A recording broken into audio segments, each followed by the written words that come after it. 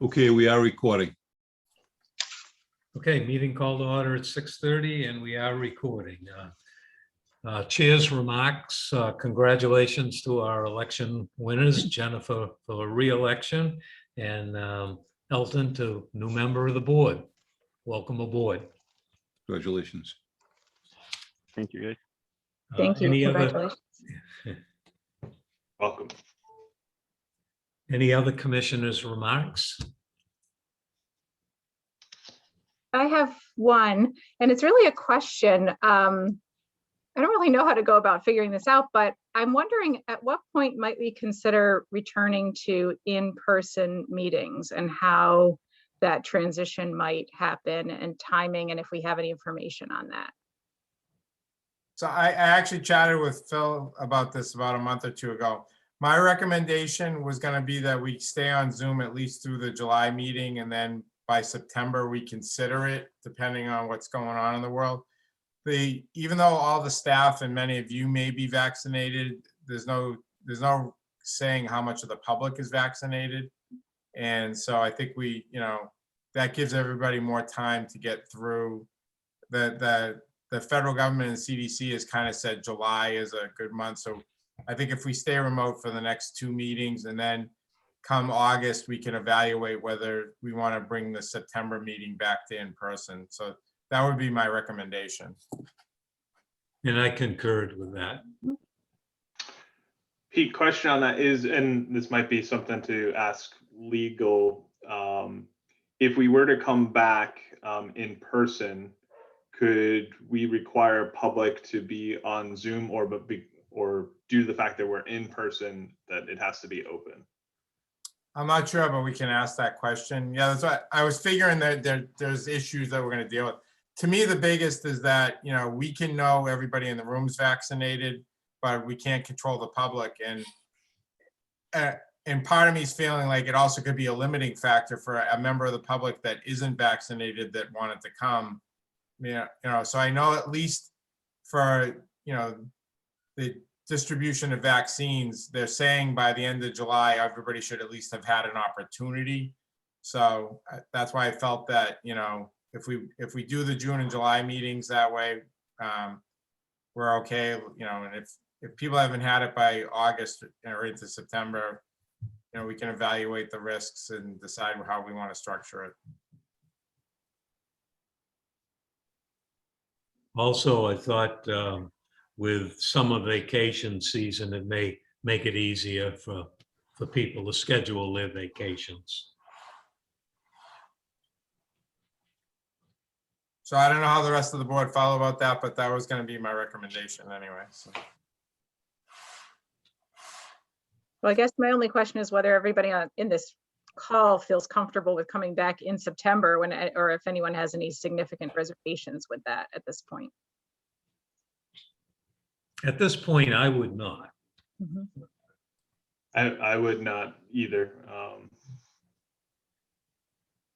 I think we could probably ask that question again in July, before, because we usually do the mid-July meeting, then we take August off because there's NEPA and vacations and stuff. And then, so maybe at the July meeting, we can ask if, how everybody feels, where everything stands, and, tee it up at that point. Okay. That sounds good. My assumption is that there'll be some sort of guidance that comes out on this anyways at the state level, because the reason we're allowed to have these remote sessions is because of the special circumstances and the allowance that came through the state. But normally we wouldn't be able to have this remote participation because the town council never officially adopted it. And so I think at some point the state's going to issue some guidance. That's just my assumption. But I personally think that as long as we're all vaccinated, we should definitely consider getting back in person as soon as possible. Are there any other commissioners' remarks? Public comment, I see no members for the public. Town liaison, Julie. Do you have Thank you very much. Welcome, Elton, to elected leadership. I don't have a lot. Tom has been asking about giving the solar and the EV update, and Tom, I think we're going to schedule that for May 24th at the town council meeting, if that works with your schedule. If not, we can be flexible. That's the same meeting that the Environmental Sustainability Committee will be making some new appointments and giving an overview. So it might be a good kind of general topic to have for that evening. So we can talk about confirming that. The other thing is that you'll likely have a new liaison by your next meeting. We're going to be restructuring probably on the 10th and assigning new liaisons at that point. So just stay tuned on that. I think that's it. And this just referring back to your other, we haven't taken up the remote meeting. We kind of think that the governor's orders are going to probably be in effect for a while longer. And so I think that, that is the same approach we're taking. We're likely to go back into in-person sessions, but keeping the public remote. Because we just don't see a way, as you said, Peter, to kind of make sure everybody can be safe. Just for some context there. That's all I have. Thank you. On the 24th for the meeting, I think, Pete, this goes back to you and Dave. There was a request on the report to break out each station on utilization. So the report kind of has the utilization aggregated, but just each station of the usage and the charges that coincide with that. So the revenue generated and if any, and then the electrical billing back to the town.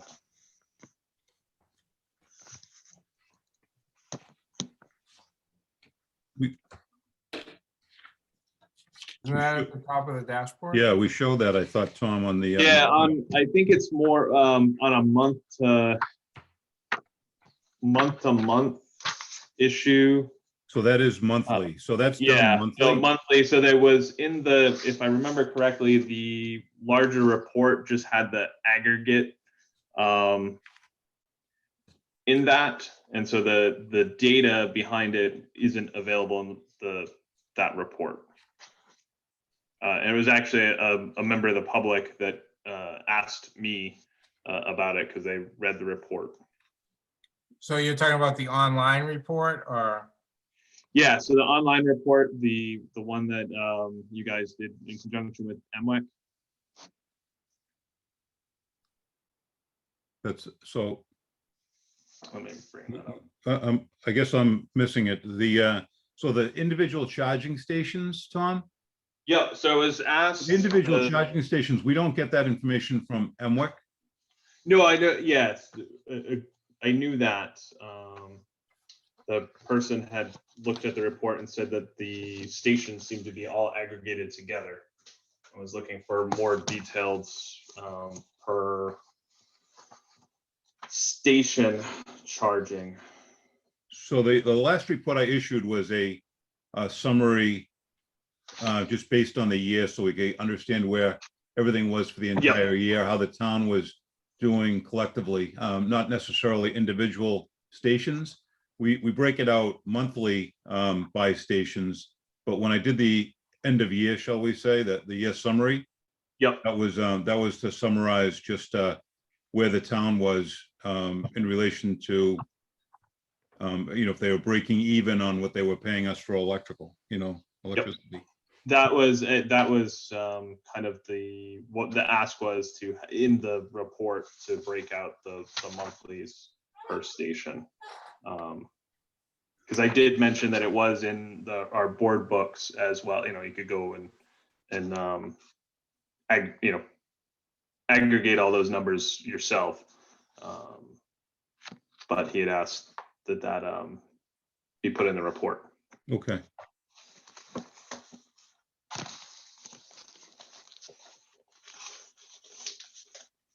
Are we ready to move along to approval of the minutes of the April 7th meeting? Does anyone have any comments or corrections or additions? I do not. I got Tom's comments and they actually were included in the handout. So the board package has Tom's corrections already included. I have two, but I heard somebody else. Is that you, Jack? Nope, not me. Oh, okay. So mine are on page 9. There's two uses of dark sky compliant, and the first says dark side. That's all. It's just a editorial update to dark sky. And then the second one was is a question just to confirm that this is correct. On page 10, it says Commissioner Betcher inquired if there was funding from the developer for the street lighting. So this is the street light, the updated street lights for downtown. And then it says Pete said there was some funding for underground street lights. Pete, I can't hear you. You're on mute. Underground fed streetlights. Okay, what is that? So that means there's no overhead wires like on the wood poles. They're fed underground. Oh, thank you so much. Thank you. That's helpful.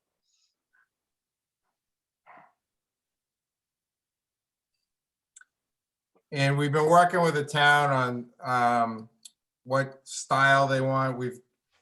I got to give the electric guys a lot of credit. They've been creating prototype after prototype for Steve and Ed Dombrowski. And our original recommendation was that we take the existing poles that we have and get a shorter version of the pole and use the existing hardware. And then we do a town, we really look at what we want for the future lighting type.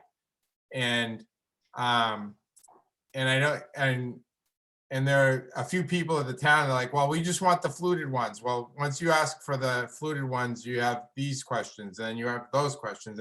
And there's just, it's never as simple as you think. It's a multi-layered onion. And if you want the shorter poles, then you need more of them. And if you want the hook arm versus the straight arm, and so there's a lot to it. So that's why our original recommendation was use the existing style on the shorter version for Albion. And then over time, before we do the downtown all over, we settle on a streetlight standard for all the decorative ones. But we keep going back and forth. So we created a template pole in front of 101 Albion. It's not the fluted style, but it was an old pole. The guys did a lot of work. And then today they actually created a little sconce thing because they wanted to show something else in the hook arm. And so the guys have been taking on the challenge of trying to create prototypes. So hopefully the town can decide what they want and then we can move forward.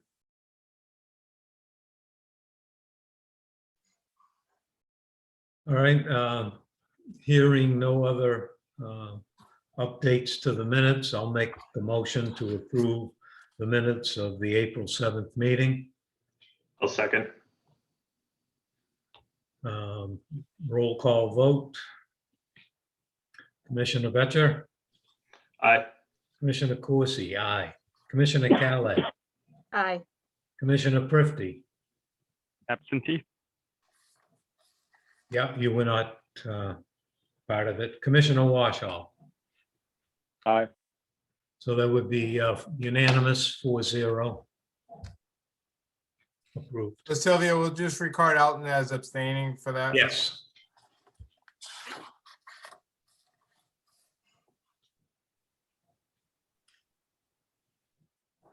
Old business. Peter? Sure. I don't know if there are any questions about the dashboards or the current new customer work. Gas department, we are in trying to work with the town on the National Grid stuff and just a lot of the construction work going on right now. We've moved off of Lowell and Vernon temporarily. The gas main contractors are out of town now, and we would normally jump right on those streets and try to do the service cutovers.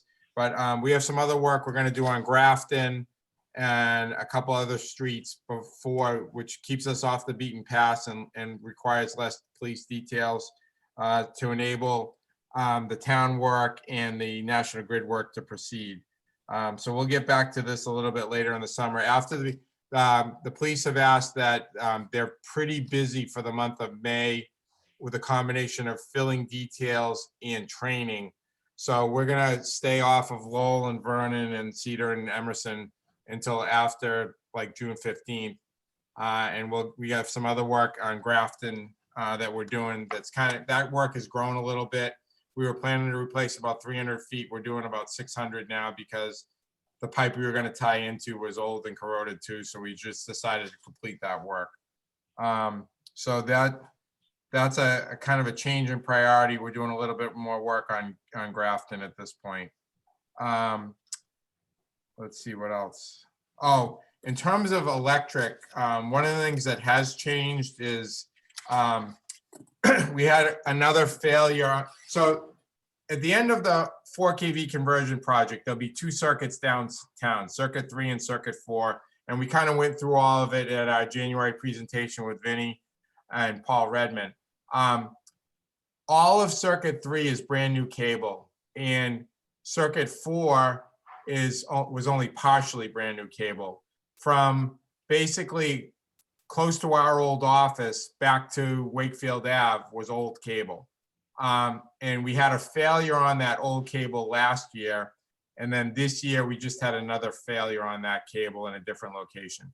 So we've decided to change priorities and replace that last feeder. We call it a feeder section. We're replacing that last feeder section now because having 2 failures on that cable in the past 2 years is, it was the last piece and it was in the long-term plan to upgrade it, but we moved that up in priority because it really needs to be dealt with. So most of the cable, Dave, I think they only had 2 or 3 sections left on Friday, and I know we've had some weather. So we got 2 or 3 sections still? Yeah, yes, we do. We got 2 or 3 sections of cable to pull, and then Albion Street, they'll be pulling cable. I think they'll pull through some of those holes on Albion probably tomorrow. Yeah, and that's just a shift in priority. When we do our mid-year review, I'll just kind of explain, what impact that had. But I want to let you know that one of the crews has been doing a lot of that work. The other's been supporting the Albion Street work that the town is doing. But one of our crews is really, we felt that it was very important that we move that project up in priority because having that second failure in less than 2 years was made it a higher priority. Pete, we're also going to do the section on the other side of North Ave that goes by the church. Right. There's a little piece down that side too. So we'll so that'll upgrade all of 4 completely. So What was pushed back in priority? Right now we were working on some 4K. We were going to be working on 4 kV conversion, some additional 4 kV conversion out of Wakefield Ave, and then moving over to Burns. So that's going to slide back on the priority scale. We'll get back to it, but we're probably going to be on this current project into June.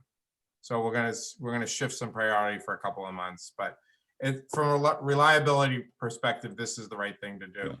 So. Was that feeder failure what happened on Friday? I had some neighbors asking why we lost power downtown on Friday. There was some sort of a bang, and then the fire department was over. it was a phase wire that came off. It was an overhead problem. Oh, okay. Yeah. Yeah, fortunately, the faulted cable didn't cause any outage.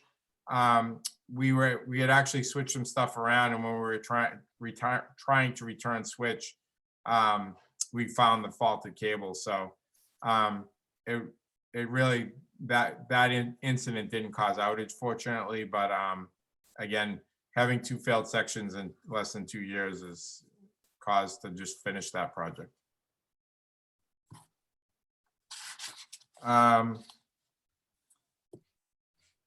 So we talked about COVID stuff. 345 project with National Grid. I was on a call today. There's been some battling going back and forth between the town and the United Civil over trying to keep the project moving forward. We've scheduled monthly meetings now with police, Joe Conway and Bill, and the light department on police detail priorities, so that we can map out each month in advance and try to, granted, any given day, anything can happen, but for the most part, try to understand where we intend to be, where United Civil intends to be, where the DPW intends to be, so that Joe Anderson at the police department can help plan and secure police details for all that necessary work.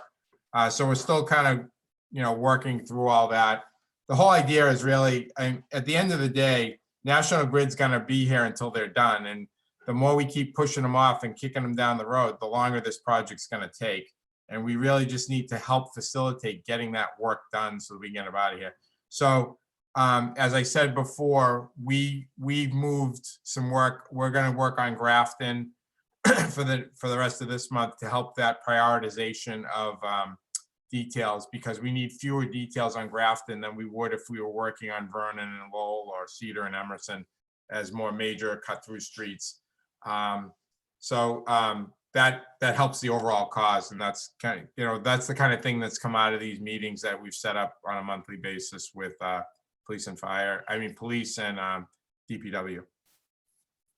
What's the end date for the project at this point? For National Grid, Well, I mean, when's the date by which the town, like things resume back to normal and everything looks good again? I wouldn't even venture a guess on that. I will say that their United Civil's goal, if we don't keep stopping them, is to have all the street digging done by the end of this year.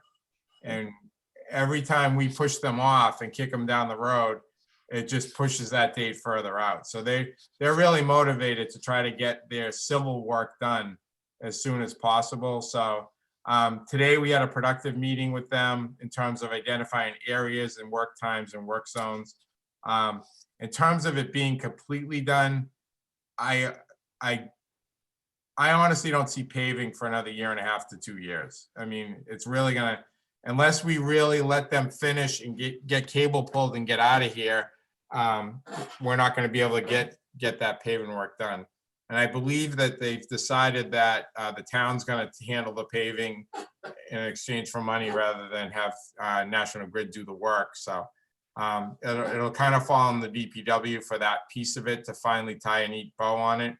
But hopefully we can get the get the United Civil folks, and honestly, they've been, from our perspective at least, they've been great to work with, and they've been easy to work with, and they have really worked hard to turn on a dime and work days, work nights, work here, work there. They've really, from our perspective, they've been pretty flexible, and we're not directly involved anymore. We're just trying to do our best we can to help facilitate. So, David, did I miss anything on that? No, I think you covered it all. Yeah. So we included a little map of what's left and what's still, what's currently being done, what's next, and so you could see what's left. So we've strongly been encouraging that while the railroad section is closed, that they try to get all the work in that section done, and that kind of priority battle's been going back and forth a little bit, and we're not directly involved, but It's hard to read the, it's hard to read the graph, but the graph, the drawing shows a majority of their work remaining is on Broadway and Albion, up to the Stoneham line. Yeah. So that's the majority of their work. they're moving to Salem Street next week. They're finishing up their night work and they're moving to Salem Street on the day shift starting next week to try to finish up that section up on Salem Street that's still incomplete. The Montrose Corner and 128 area is pretty much done, which is great. And so if they can finish that section on Salem and they can finish the culvert area at the corner of North and Broadway, then all that will remain is the remainder of Broadway and Albion. There is going to be some work on Albion about 2 weeks from now because the contractor that's coming through Stoneham is going to be getting to that point, and that's where the handoff is. So they had a lot of discussion today about work, both sets of contractors, Marchese, who's on the Stoneham side and United Civil on this side are gonna have to work together to tie at the manhole on the, right on the town line. So that's coming up.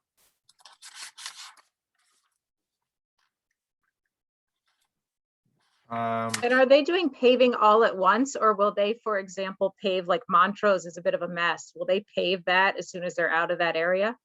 I don't know. That's gonna fall on the town at this point because I think they've made a deal. So I'm not sure what Bill's plan is for that, and Joe, whether they're gonna do sections at a time or whether they're gonna wait till the whole thing to be done. I'm not really sure.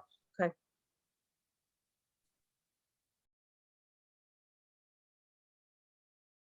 So that's where we are kind of from a work perspective. I know we wanted to have some more discussion about 2015A.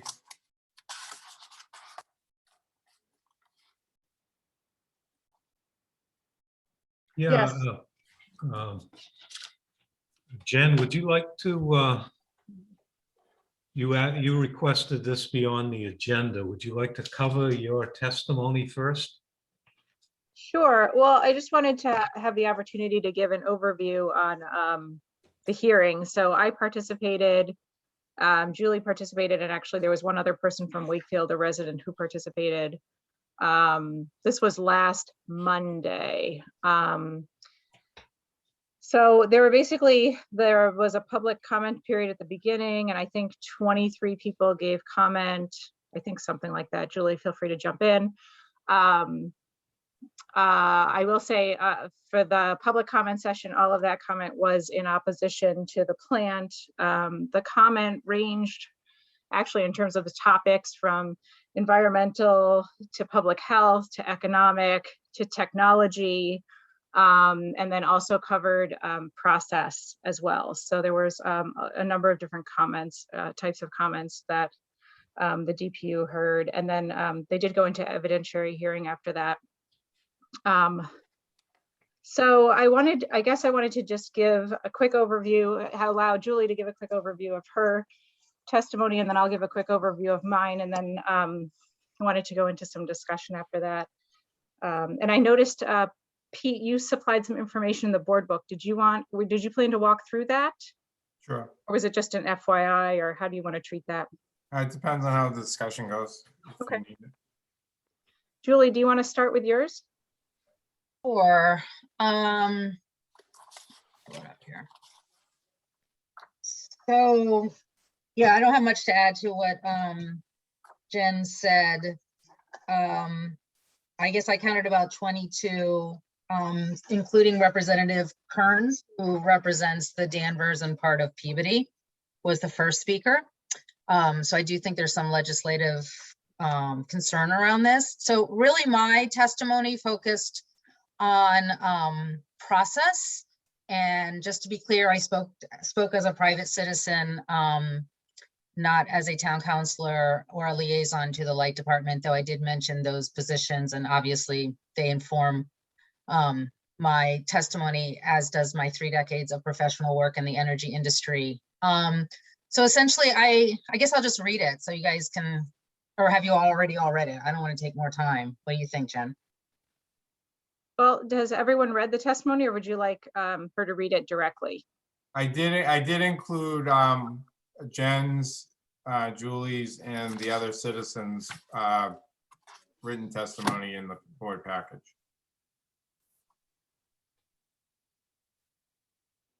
Okay, so everybody read it, I assume? So, okay, so basically. I have not, but. Okay, well, so let me just, I'll try to go through it quickly. So, so essentially, in terms of how I came to this, I embarked on researching the plant after somebody brought it to my attention in October of 2020. And really the only thing that I could find was the draft air quality plan approval, which was dated August 2020. To be clear, that quality plan approval had no specific date, just a question mark. And it was addressed to MWEC as permittee. The comment period ended in September 2020, and it had already expired by the time that I found out about it. And my calls to the DEP contact were not returned.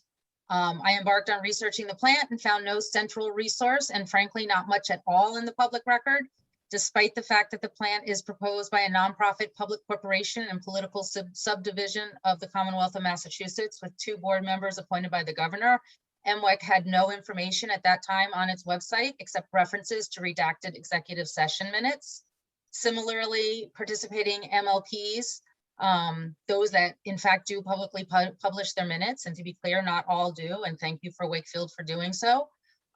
Those that do only reference the project in reference to executive sessions. And I did acknowledge the Wakefield MLD for having honest and open discussions with me, despite kind of your limited ability to speak on behalf of MWEC. And I do sincerely appreciate this body's time on that.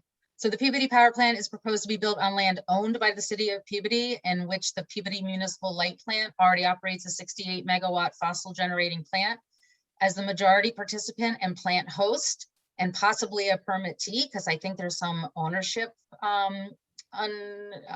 just lack of clarity. It's particularly disturbing that PMLP does not make any meeting minutes publicly available on their website. And until this DPU docket, the only detailed information on the plant has been the MEPA environmental notification form and the MEPA determination, as well as the aforementioned air quality plan. And just to be clear, within those documents, there is conflicting information and requirements. I am aware of no opportunities for public inputting before this DPU testimony, which was last Monday. And so this is why I have concerns about the plant. Really my focus on process and transparency. MWEC's made no attempt to solicit input on the plant. Energy and particularly capacity issues are extraordinarily complex, but this does not negate the need to engage stakeholders. Yet public input and the availability of information has been stifled by MWEC and the MLP's reliance on executive sessions to presumably discuss all contractual and strategic matters. And so I just outline the lack and consistent information leaves me, and I hope the DPU, with questions that must be answered prior to the Commonwealth approving tax exempt or subsidized financing. Over the last 6 months, I've been unable to get clarity on the ownership. The Mass DEP quality plan is addressed to MWEC, but the EEA portal shows the applicant as PMLP, and the portal lists the plant as a PMLP plant.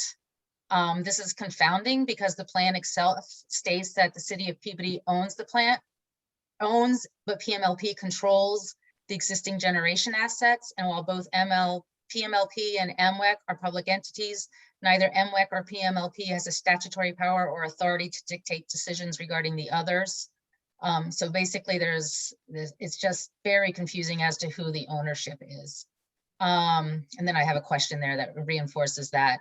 Lack of public input opportunities, as I already suggested. I said in the past 6 months, I've reached out to the Peabody Conservation Commission, members of the legislative delegation for Peabody, and members of the Peabody business community. None had heard of the plant until I raised it. So my question is, what evidence do we have that community needs and interests have been considered as was asserted by MWEC in their original MEPA application? And finally, what is the consistency with current climate change, wetland protection, environmental, social justice laws? I think that's pretty clear. And what alternatives were first proposed, technological as well as policy. We know that the landscape has drastically changed, and can we look at this anew? So in conclusion, I just asked the DPU to think about these questions and to deny public financing until it can be determined whether the Peabody peaker plant is actually in the public interest. Thank you for sharing that. Thank you for the time. Okay, my testimony concerned the economic value of the plant, both in the near and longer term. So I basically reviewed all of the pro formas. So there were annual updates to the FCM, so the forward capacity market, price projections, as well as the value of the plant and the cost of the plant, frankly, because that's changed over time. Starting with 2017, which was the original pro forma, and then there was an update in 2018, an update in 2019, and an update in 2020. So my testimony is predominantly focused on that. I look at 2 time periods separately. So I looked at near-term value and need, as well as longer-term value and need. And I guess the best way to characterize it is there's quite a difference between the next basically 10 to 15 years of value in the plant, as opposed to the, well, it's a 30-year, I think the contract is from basically, well, was originally from 2020 to roughly 2050. So the first 15 years versus the last 15 years of the plant. And in the first 15 years, a lot has changed. So over time, basically the forward capacity market prices have come down quite a bit over the last 5 years.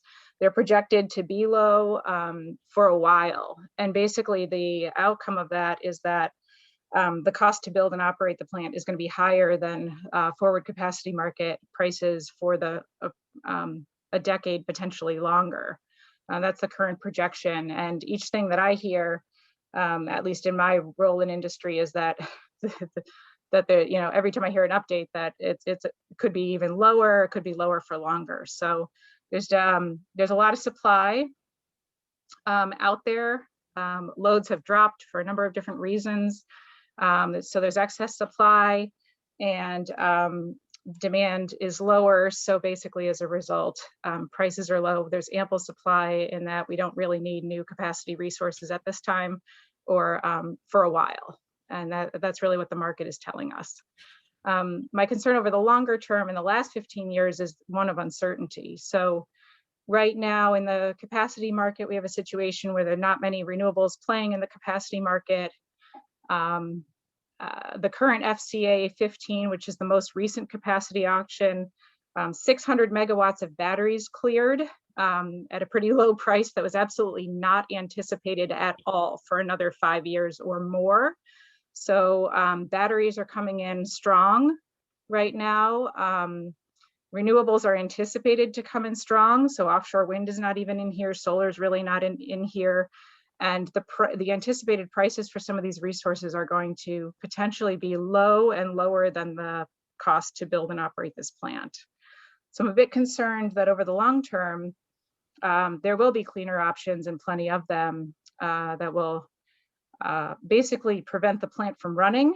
And if the plant doesn't run, we'll have to purchase capacity anyway in the market to cover our need. So there's a lot of uncertainty, I think, over the longer term, and I do question, I think, some of the really high, the idea that this plant could be a gold mine in the outer years, which some of the current forecasts seem to suggest. So I have pretty, significant reservations at this point, given the changes in the economics and the changes in the legislation as well, which might make a plant like this illegal in a few years for environmental justice, as well as potentially certain environmental reasons, and certainly increase the cost of this plant over the longer term for carbon, if not other things. A lot has changed since 2015. And I definitely have a lot more reservations in 2021, where we are standing right now with pretty significant legislation and other activities going on that would make me question our need for this. So that was what my testimony was about. And in the end, I recognize I came to this testimony as a citizen and individual ratepayer, did also mention my board affiliation. But basically I requested that the DPU find that this plant is not in general in the public interest and not deserving of financing at this time. All right, well, thank you both Jen and Julie for clearly stating your position as private citizens and your role on the board. And certainly your concerns are valid and well stated. Thank you. The thing I guess is a next step that I would like to ask is, I would like to see another vote on this plant from this body. It's been a number of years. And again, I think a lot has changed. So I'd like to see an updated vote on where we stand. In preparation for that vote, I'd like to get information that has been more anecdotal, but actually information written down, which is what our options are at this point. So I'd like to know, concretely on paper, if we offer up our shares, what are our written down legal obligations? And what are the steps for that particular pathway forward so that we can all understand it going into that vote. So my recommendation, or recommendation that I would like to discuss with the board, is that we spend this meeting and the next discussing, what we need to discuss to get our arms around this and have the information that we need to have to make that vote potentially at the next meeting.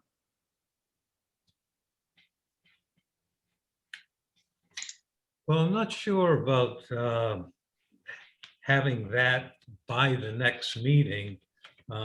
Certainly reading the Salem News article, if we don't have a host site and a siting, we have no plant. So I think that there's time to play this out. Certainly, there's a DPU hearing scheduled for the financing in a couple of weeks, couple of 3 weeks. Is that correct? The hearing was actually a week ago Monday, and the results of the hearing are going to be announced in the next few weeks. Yeah, thank you. Yep, 30 days. So it should be by May 26th, correct? Is that correct, Pete? So I guess I do question some of what Jen said. Like, so you guys all have a copy of the executed PPA, which spells out our obligations. And I've also provided in writing what we've spent so far and what our obligation is going forward. So we're on the hook for 2.6 million. And the only option to get out is to request others to buy our share, because we've executed the PPA. We did it in 2017. So we're part of this project unless somebody else wants our share. And that's clearly spelled out in the PPA and the information I've provided so far. So I have some questions about that. One question I have is, what if there's only one community left that hasn't left their share? So what if all communities? Nobody, see, the misunderstanding is that people are leaving their shares. They're no. not leaving their shares. They're financially obligated to the position they took in 2017. So we own this unless somebody else wants to buy us out. So Yep. what's happening with Chicopee and Holyoke is they're not walking away. They can't. They're legally obligated to their shares. They're asking basically, does anybody want to buy their shares? That's what's happening. So it's not there. And if nobody wants to buy their shares, then they still have a legal obligation to all the financials that are associated with what's been committed so far. Okay, so just to confirm, there's nothing wrong with every community that's involved in this asking to at least offer up their shares, see if anybody buys it. They're more than welcome to do that. Yeah. But again, I still question what and Jen and I had a long conversation about this a couple weeks ago. I disagree with her view of what's happening over the next 10, 20, and 30 years, because I think what's happened with the climate bill is actually accelerated the need for this plant, not reduced it. And I think the one thing she left out of her statement was the fact that the forward capacity market price for this year was already $1.20 higher than the forecast was before. And our region is very capacity constrained. And so therefore that was the original justification. And I think that's grown since the original justification for the project. I also, from an environmental perspective, and part of the data that I shared is that this unit for the next 10 years is actually going to benefit the environment, not harm it, because it's going to take the more polluting units off, either help to take them offline or replace them in current markets, because it's the latest, newest, cleanest technology for natural gas. And it's going to bump out Wyman and the coal plant in Bow and the other 5 oil plants that are still exist in New England. And what we're doing by saying that we don't want this plant is that you're just going to keep letting those plants run longer. So can I follow up on that? Okay, so on the first point, the capacity market cleared at $3.98. The cost to build and operate this plant is over $4. So we're still below the cost to build and operate the plant. Even though we're fluctuating at correct, at a level up and down below that value. Right. And the second point is batteries come in, they'll be cleaner than natural gas, and they'll bump us out and they'll bump everybody else out as well. But they're only gonna bump you out for a fixed 2 window of hours. time. Yeah.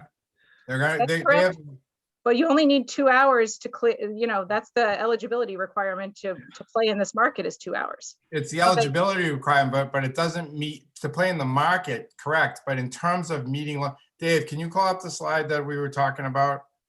So what we have to remember is that this board has to make sure that the lights stay on. And if we don't have units like this, then, and we rely solely on batteries, then what you're gonna see is that the battery starts and stops, whereas the generators are available for the whole run. Now, this was July 21st of 19. What you can see here is we started generator 2 at 1 o'clock. We started generator 1 at 3 o'clock. And the battery has a fixed window. It had 3 hours that day that we ran it. But the load was up from 1 o'clock till 8 o'clock. So batteries have a very fixed period of time that they're going to generate for you. But all this section out here, if we don't have those generators, they're not going to, the batteries are only going to, so we can't tell people that we're not going to serve them outside the window of the battery. Now, granted, the battery is a very good tool for curbing the highest peak, but it's not a good tool for serving load over an extended period of time. So If you don't mind me asking, since I'm the newbie here, what's the kWh or megawatt hours that you're trying to shave the peak in there, whether it's from the generation, from the generators or the battery? So from our perspective, we're just trying to get our peak down as much as possible. So we have two 2.5 megawatt generators and a 3 megawatt battery. Now, one of the decisions that happens every time we run the battery is we try to decide how long we're going to try to, Right. how long we think the variability of that peak is. That, and again, from our perspective, we're just trying to manage the upper peak. What ISO is worried about is managing, serving all the load under that curve. So when we decide, we're saying, all right, well, we think it could be as high as 3 hours, or it could be as short as we think it's going to peak in this 1 hour window. So that's when we make our decision about how we're going to run the batteries, but we run the generators for the whole window of time. And that's, and again, this is just us doing peak management behind the meter, basically. What ISO is looking at is having to do this for the entire region. And they obviously need tools that are going to serve that entire peak, not just the 1 hour ultimate high peak. Right. So. And the battery is 3 megawatt hours, or is it 3 megawatts for how long? 3 megawatts, 5 megawatt hours. 5 megawatt hours. And again, we make a decision about how long we're going to, so if we run it for 2 hours at 2.5 or 1 hour at 5, or, Yep. So, you know, we have to make, so over the course of that one run on the prior slide where we ran it for 3 hours, it was derated to like a third, you know. So we ran that battery for 3 hours that day from 4 p.m. to 7. So we were getting about a third of that output for the 3 hours. Right.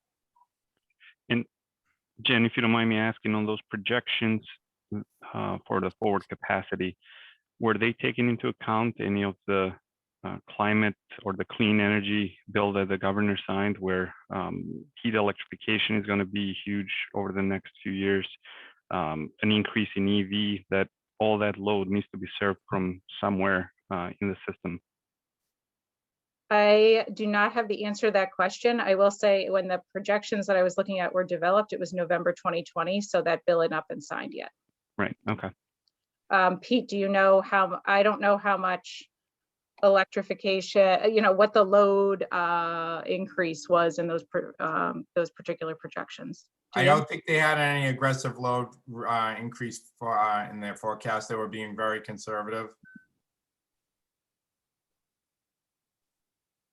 But the one thing that I saw with the last four capacity auction is the fact that it just continues to show the huge variability. And I think that, you know, having gone up over $1.20 over that original forecast shows that the capacity is going to be needed. And again, the other thing that we're trying to do with this PVD plant is to force some of the bigger units into retirement. And the only way you're going to do that is to have these smaller units that can run on demand, but not run all the time, and let the offshore wind serve a bulk of the KWH if it can.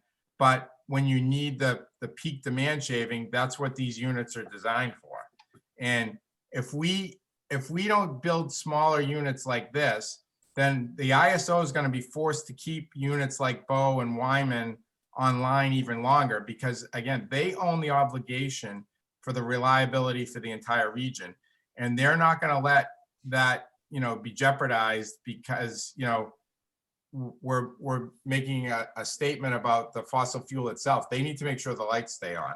And so they're not going to let Bow retire or Wyman retire, or the Edgar unit, which is, you know, a very old gas unit that I included in the data. That's probably the dirtiest unit in Massachusetts right now, probably.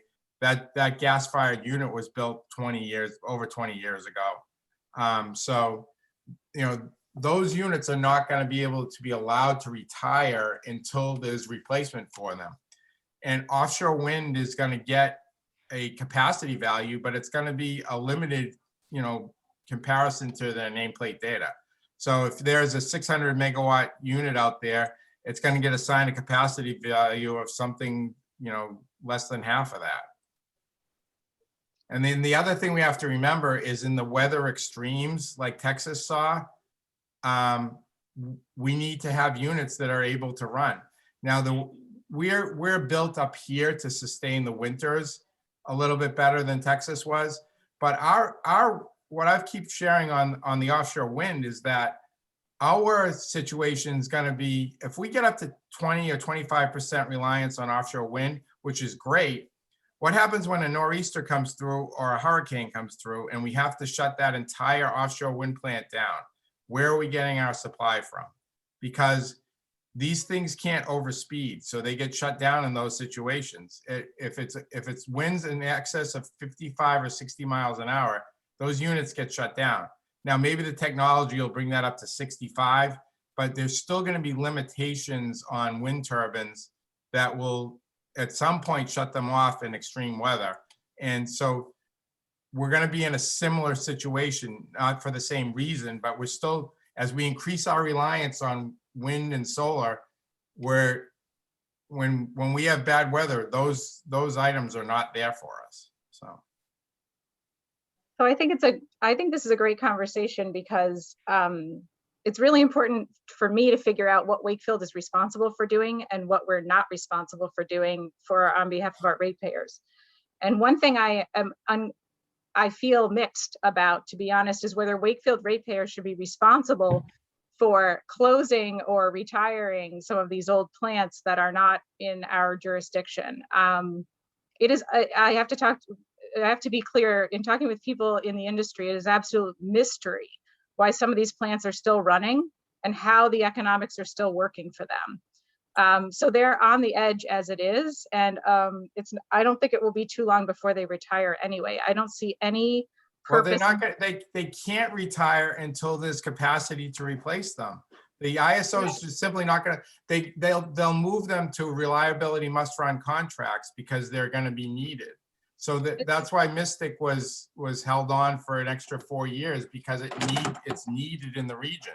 But it's not mandatory that capacity be peaker, like gas peaker capacity. Is that correct?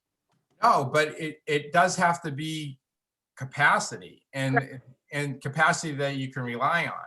So there will be more capacity from other resources entering the market. That much is clear. So I don't know that we need to build this peaker for that particular reason.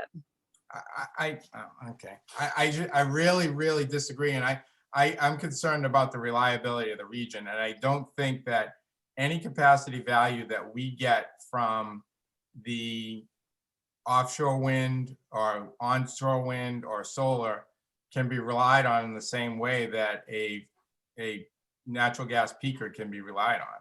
We can push that button at 10 in the morning, 5 at night, midnight, and we can't count on any of those other resources. So the other topic I want to talk about is the difference between utility sited or utility controlled resources, was what we've predominantly been talking about, large central plants, and customer sited resources, which has largely been left out of the conversation. So I'm a little bit concerned that we're putting an awful lot of preference on utility solutions and not nearly enough focus on customer sited solutions. So we're not thinking at all about the onset of customer sited batteries and customer side EVs and things like that, all of which can play a bit, and customer sited renewables, all of which can play a role in reliability in the future. So we don't necessarily have to, have all of the focus be on a utility sited solution as it has been in the past. I kind of disagree. I think we spend a lot of time, maybe even a disproportional amount of time on the demand customer side of the meter, all the electric vehicle, all the heat pumps. I don't think we spend that much time on bulk power. I just think that The majority of what we spend our budget on every single day is bulk power. Exactly. That's the business that you're in. I'm glad you understand that. Yeah, that's why our obligation is to make sure that every time somebody in Wakefield goes home and they flip the switch, the light goes on. That's our number one priority. And we can't turn that obligation over to Mrs. Smith and Mrs. Jones, who some of them can and some of them can't afford that. And so I think, our obligation is to serve Wakefield and the region. And units and again, there's 14 participants in this PBD project, and they represent munis from all over the state and all different regions of the state. And they do have a lot of these things in mind as well. And when we're building this, we're thinking about the environment for the next 20 years, because having the assurance of if you're right and this unit never has to run, then it's still there all the time. And the point is that it would be a win if it didn't have to run, because we would have but right now we have no path that says we have any of those resources that have been discussed as renewable or battery resources that could fit the same role that this unit can fit in the global portfolio. I guess the last thing I will say, though, is that we can purchase low cost power in the capacity market until this future becomes a lot clearer. I see no reason why we need to build this plant in 2021. We have capacity resources that will be coming offline in the future. Some of our gas plants, nuclear plants, things like that. And that timing to me feels like a lot better time to examine adding a large capacity resource or making a significant investment in a large capacity resource. Well, it's not a switch. You can't turn it on. We've been 7 years trying to build this plant. So it has to be planned with that kind of time and foresight. Yeah, it's true. But we know, we have retirement dates on all these plants, and we have more than 7 years right now before many of them retire. So we have some good foresight as to when the capacity will come offline. But again, it's dirtier capacity. So if this unit helps accelerate it, then we've met the environmental goal as well. So you're saying we plan to retire some of maybe this is where I'm not quite clear. You're looking at an earlier retirement date for example, Stony Brook, as a result of this plant? No, I'm looking for the region as a whole to have a greater set of assets at their base that will allow them to let I have no control over when Stony Brook can or can't retire. I do know that the dirtier, more expensive units will get forced out of the market the more of this type of unit exists. I just think they'll be forced out of the market, frankly, by batteries. which are cleaner than this unit. And I don't know. I think there's going to be a lot of it. I mean, 600 megawatts was never expected, nowhere close to that. But it's also, it's 600 megawatts. It's either, well, and I don't know what the number is, whether it's 600 megawatts that's into the market at 400 or it's 1,000 that's in at 600. But either way, there's a D rate on the batteries. And the other thing that you have to remember There's is not a D rate. They're in at they go in at 100% of capacity in this market. but for 4 hours or 2 hours, whatever they fit in. Correct. Yes, correct. At 2 hours, I believe, for So- many of them. So again, if you look at that chart that I showed you, that Dave called up, I'll pull it up again. go to the third day, Dave, the one that was this year. Okay. So this was recent, April 16th, where it was kind of an odd day because the peak was flat for the day. So instead of running normally for 2 to 4 hours, 4 hours for the gens, we ran almost 10 hours that day. Ran in the morning and continued through the until about 7 o'clock, 8 o'clock. So that was, and that isn't the only one we've seen. We've seen these have become a little bit more common, whether we have a couple peaks during a particular day or a long flat peak that occurs. So this is what we recently had, and we ran the units for a lot longer than expected. Yeah, so So sorry, either, can you clarify the load is the brown line and the battery operation is the blue line? Yeah, the Or the blue line reverse? is the forecast from ISO forecast for the load, Okay. and the brown line is the actual load. Mm-hmm. And that's the region, not us. That's New England. And then down here in the red, you can see what on the chart is how long MWEC determines that the peak will be and what they want us to run our units for. So we, from this window of from 10 o'clock in the morning to roughly 7 o'clock at night, we ran the units as long as we could. now in this scenario, we were able to run the battery for a short window. Yeah, yep, right. So you Yeah, always run it at 100%, like full out until it's dead. No, we try No. to forecast the duration, as I was saying before, we try to forecast the duration of the peak. On this particular day, we ran it in the morning. We tried to recharge a little bit as much as we could midday, and then we ran it again in the evening, but we were not running at full capacity for any period of that time. No, it's definitely reduced. And normally, Jen, we hardly ever have a peak that's so narrow that we run the battery at full output. So the maximum output for the battery is 3.2 megawatts. And usually that's, if we could squeeze it for less than an hour, we would do that. But that's very rare. Normally we have a staggered where we might start low with the battery, like 1.4, then we up it to 2, and then maybe we'll finish it like, a little bit more than 2. But it varies depending on what they're projecting the peak to be. This peak was very flat, but there's some that could be, more gradual, and it peaks over here, and then that would narrow the window. And again, you have to determine what the peak is going to be. Is it going to be a sharp peak or a longer, flatter peak? And how long should you plan on running the batteries for? If they're wrong and they discharge too much of the battery early and then the peak rises again, which has happened, then you're kind of stuck because you've lost all your output of the battery. And while you're trying to hit that peak, you can't recharge it quick enough to meet the peak again. And we've come close to that happening where we've missed the peak. We've also had, I think 3 years ago, we had a situation where we had a storm roll through, and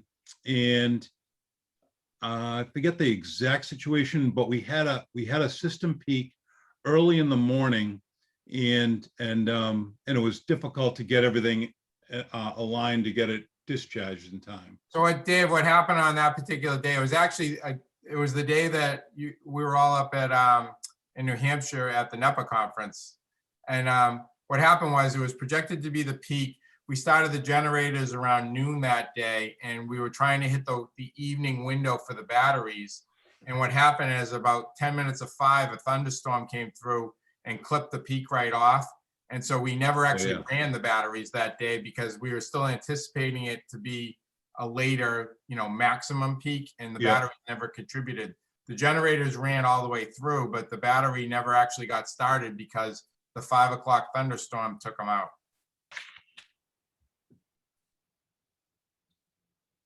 So I have a question around the I know we're talking about our single battery and, showing the examples of the Jennies coming on and the battery discharging, but that's a single unit. Replacing our capacity with more batteries, more units, and staggering those or stacking them to reduce the peak as it's coming. That seems to be something that's becoming more viable as technology is advancing, and the cost of the batteries are coming down. So I'm just curious of what, if we were to replace our capacity with batteries, how much battery would we get for the cost of the peaker that we're in for today? So right now, to replace the current battery, it would cost about, like, based on current market, if we were going to replace the PVD peaker plant, it would be twice as much. It would be 172 million. And it would take up somewhere in the neighborhood of 6 times the land area. So somewhere between the neighborhood of 3.5 to 4 acres versus a half of an acre. So that's kind of rule of thumb, is that we're looking at 5 to 7 times the land area. And at least right now, it's double the cost. And that's to get that brief window. Whereas with the peaker, you're going to have an unlimited window. Thank you. And again, I'm not saying that we don't want to continue to invest in battery technology and offshore wind. We need to do all those things.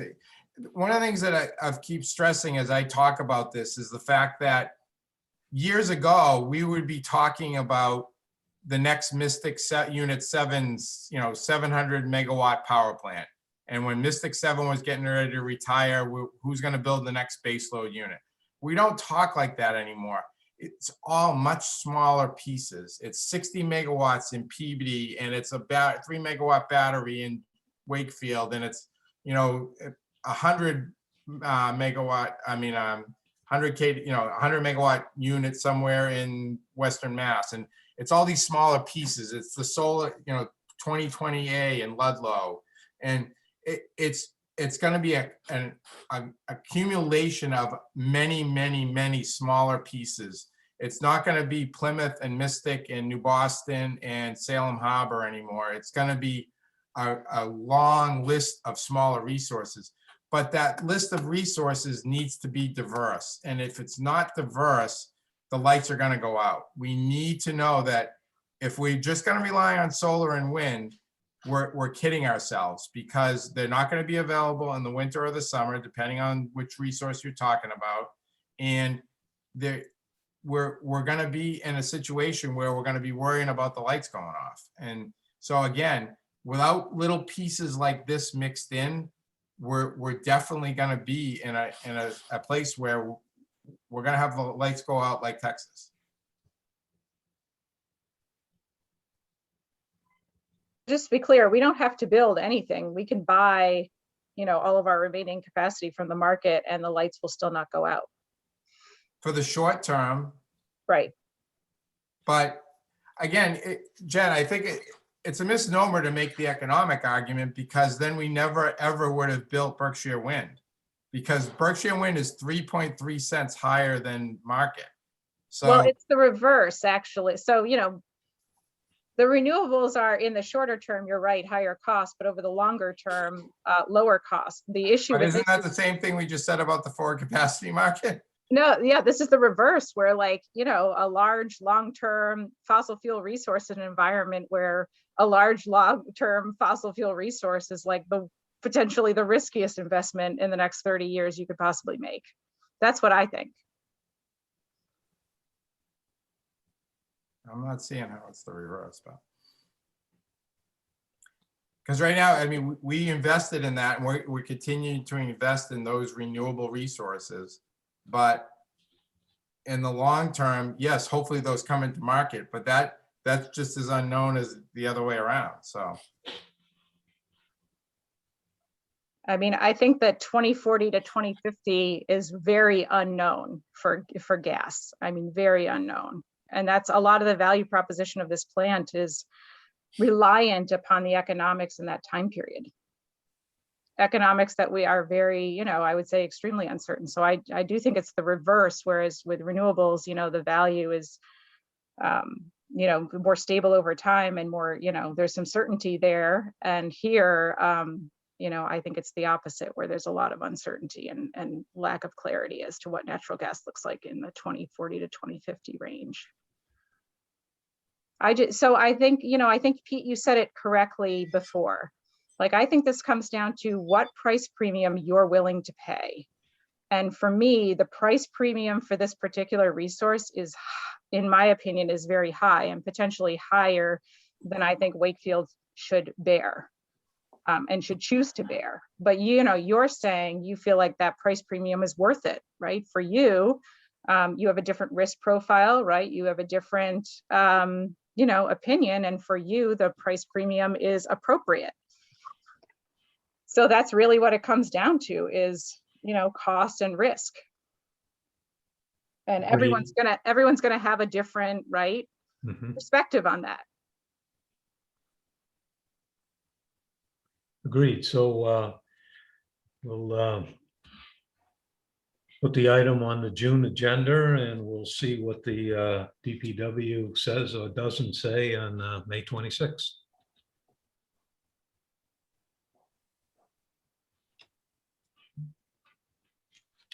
Okay, moving on. Collective bargaining. Yes, we don't have to go into executive session. Both associations took their votes and everything's approved. So we're gonna sign the letter of agreement for a 1-year extension at the current contract and not enter a new negotiation until next year. Thank you.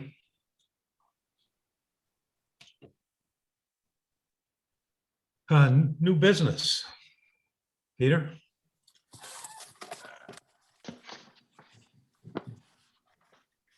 Does the what does that trigger for our signatures? Sorry, before So the things that I gave you, just sign them all now, since they both approved.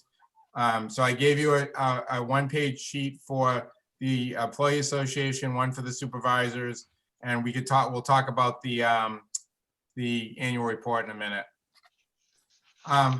So going to the green option discussion, I wanted to kick this off. So several utilities, you know, have created this kind of green option concept over the past, you know, many years, where customers can buy a greater portion of either renewable or non-carbon emitting resources over what's currently available in their profile. And they can make that choice to add that to their portfolio. I had my legislative meeting. Typically, I meet with each rep and the state senator separately, but this year it was suggested. So we kind of did the beauty of Zoom is we did a Zoom meeting with Kate and Donald and Jason. And one of the items that was brought up is requesting, do we have the green option? And we don't have a green option program, but we can look to put something together. So I asked MWEC to kind of take a look at it, and they also pointed me to several other people that have created them, and they're done in different ways. There's menus where you can procure a portion of your portfolio at a fixed amount, or there are basically a cents per kilowatt hour feature that you could just add and consider yourself fully renewable or fully non-carbon emitting, depending on what you're, you know, and what we would decide to offer. So I wanted to put the idea out there, talk about some of the different program structures, and then decide if it's something we want to pursue. The mechanism for the billing system that would be the cleanest would obviously be to do a cents per kilowatt hour basis for the balance of portfolio, because other than that, it becomes a kind of a task of a lot of manual work to true everything up with everybody that would want to choose it. So, and so one of the things I think I included in the board package was that we've already been saying that we're approximately, we were about 44% non-carbon emitting last year. We're projecting for by the end of this year, we'll be up to close to 49% non-carbon emitting.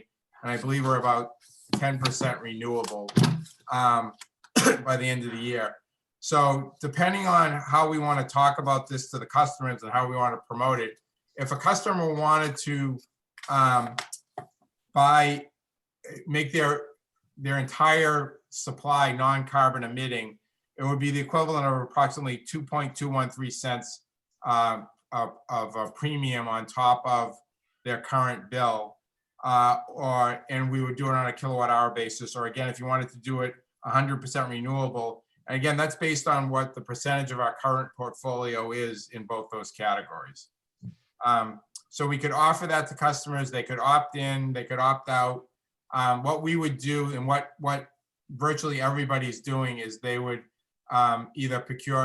typically procure RECs to be retired for the balance of whatever is contributed.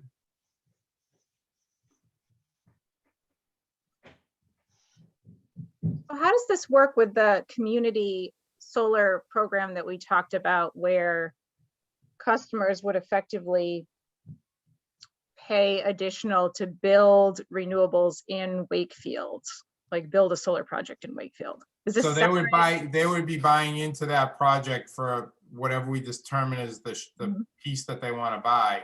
If they still wanted to do this also, then the balance of their portfolio that would need to be procured to make 100% renewable would be a smaller balance. They would have the option on a community solar project to buy a greater, however we decide to break up the chunks of a community solar project, however big or small, you could buy into it. So it would be somewhat separate, but it would definitely impact your overall portfolio and balance. So. And which one is, so I don't recall the numbers, but do we have a sense, did we get any bids, and do we know which one would be the cheaper option? Not yet. We haven't gotten proposals. Mm-hmm. And refresh my memory, we as a board haven't decided how, if the solar we're building, if that's just going into our portfolio and benefits all ratepayers versus it more being a community solar in the sense of people can buy shares into it. That's correct. We haven't made that decision. Rather than a request for quote for an exact project, we're getting requests for proposals to have some more ideas and flexibility about joint ownership with a private developer that might be able to capitalize on the tax benefits in the short term and keep our overall project costs down. So that's why we've requested proposals rather than specific quotes. And then for the green choice, is it a requirement, or is it just a preference on our part to retire mass Class 1 RECs, or can we choose any RECs to retire? We could choose any RECs. Most of the programs that are doing it in Massachusetts are retiring mass Class 1 RECs. Is there a way for, and I don't know if this is economical or not, to even retire RECs that we're retiring as a utility, for that to be done? Or is it just all going into the Class 1 mass REC pool? We could probably look at that, but my opinion would be that whole concept of double counting. We successfully moved away from that concept when we signed the climate bill. We don't really want to go back to double counting.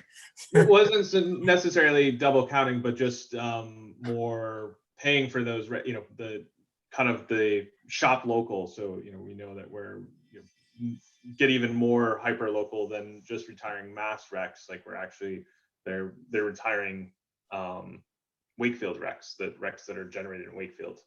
Well, so So if we look at like a majority of the wrecks that we're currently retiring, you're looking at the stuff from the DOER solar program, which we're mandated to retire anyway as part of participation in that program. So that would be my fear, that we're already going to retire those anyway. So, you know, if I sign Mark's name onto one of them too, it's kind of like double counting. It would be cleaner to Makes sense. to have an additional wreck that from somewhere that gets retired. Okay, that makes sense. And I was by no means proposing that we double count Rex. That was not the intent of that. Just We don't want to go down that road. Don't put that in the minutes. No, that was not the intent. It was more of kind of the shop local type of mentality. I think what you'll see going forward, any kind of local program that we would do, whether it's community solar or more rooftop solar it's going to involve those RECs being retired. You know, we're not going to see any kind of resale of RECs going forward. So I think, you know, this would be in addition to whatever we do in that regard. And well, one of the things that's important to remember is that we would, if we set up a program like this, that 2.213 cents or 3.929 cents would change by year as A, the cost and price of RECs change, but B, as our portfolio increases, that number in theory would go down because you're having to cover less of your share. So if we decided that it was going to be non-carbon emitting and we get to 52% next year, then the non-carbon emitting price would go down another 3%. Does our other munis that are doing green choice, are they offering both a non-carbon and renewable, or are they offering just one? They're offering just one, but they're very clear about how they state it. Okay. So they're not saying it's renewable, or they are saying it's renewable. They're very clear about how they're marketing it. So sorry, the non-carbon includes what that's not in the renewable? So the non-carbon so in terms of our percentage, it includes the nuclear, and it includes the hydro, and includes some of the things that wouldn't count as a straight renewable in our overall portfolio. So in terms of the state's definition through the climate bill, we're projecting to be at the end of this year 49.7% non-carbon emitting. And so that means that if you wanted to be 100%, you would have to buy 50.3% of your. And to do that, we've calculated that it would be about 2.23 cents, to get that many RECs. Versus if we wanted to call it a 100% renewable program, then it's closer to 90% of your supply you're going to have to cover. Oh, I see. Okay, thank you. And is there our counterparts, or is it kind of a split, or is it between the non-carbon renewable, is it 50-50, or is it 90-10? It's probably, I haven't looked at all of them, but I think it's probably like 50-50. I think more of them are calling it a green choice program versus,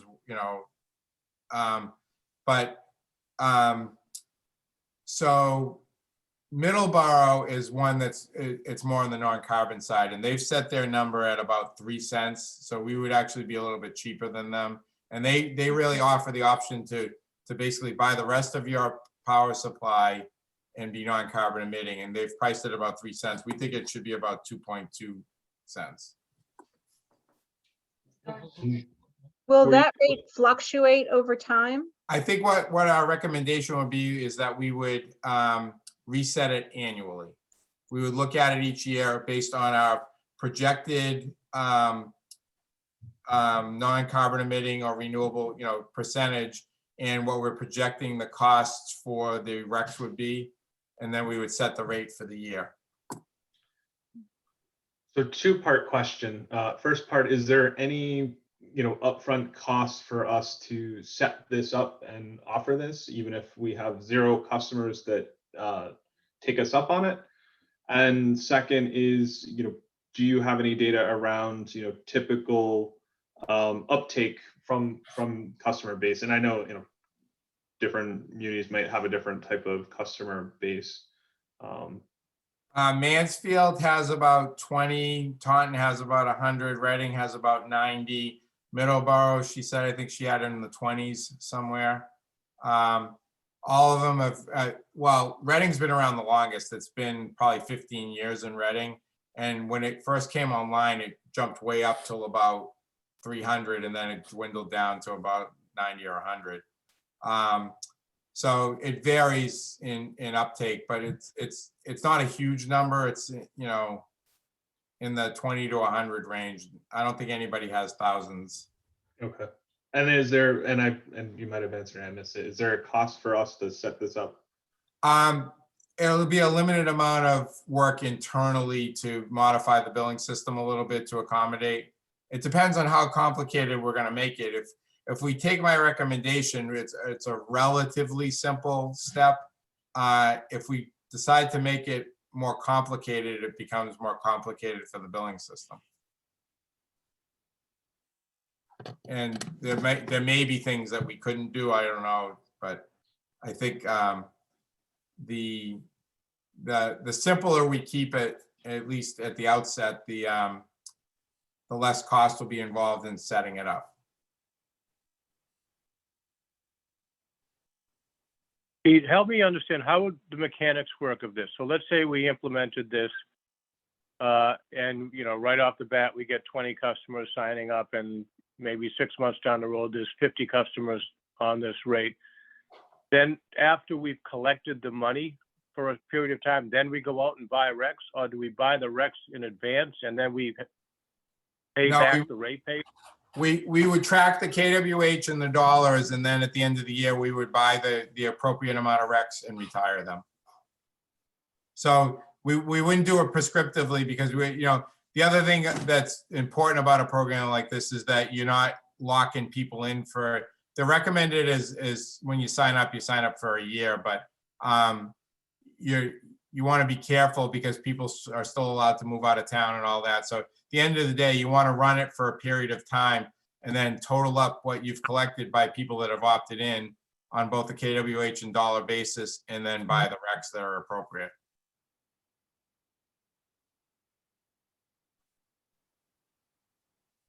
That makes sense.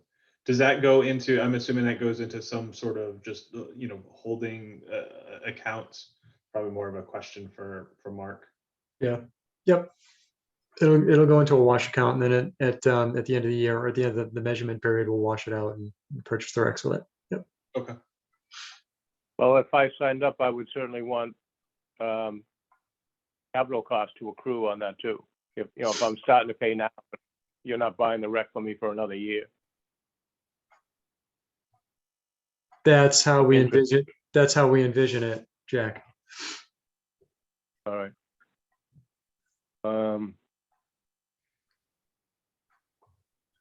So I guess I wonder if things conceptually, like, one, if we didn't do this and we didn't give ratepayers in Wakefield the option to buy into to buy RECs,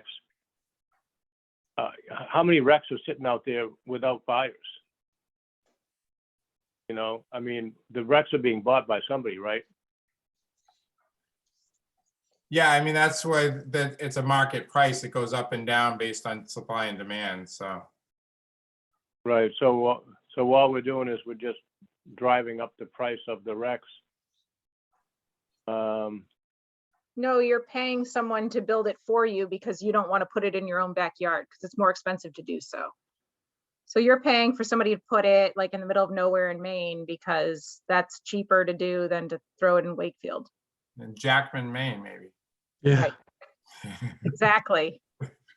So this is, you're paying somebody else to do it cheaper than you can do it. So I think what Jack might have been saying is, in theory, Jack, I think you're right if you take the commodities market approach to it, because it is, for all intents and purposes, I mean, it is a commodity. A REC is a commodity. It meets all the definitions of a commodity. So from a financial modeling, I mean, you're right. I mean, incrementally, whatever REC gets retired, it limits the supply. It's kind of like the Bitcoin argument. If there's less supply, right, the price gets driven up. So was that kind of where you were going? Right, yeah, Okay. well, yeah, because I'm just trying to think, you know, like, if people have, if there's money available wherever, you know, to give an incentive for people to invest in renewables, in renewable generation. And Wakefield, as a community through the light department, is already getting green anyways, getting greener and greener. It just, I mean, I like the idea of choice. I like people to be able to opt into to contribute money for green generation, renewable, non-carbon emitting, whatever you want to call it. So I don't like the idea of restricting people from doing it. But I also think that something like this should be absorbed by the community as a whole anyways, and we're kind of moving that way anyways. So I'm really split on this one. So Jack, that cut with that, by having this choice and people opting in, it helps it move the needle faster.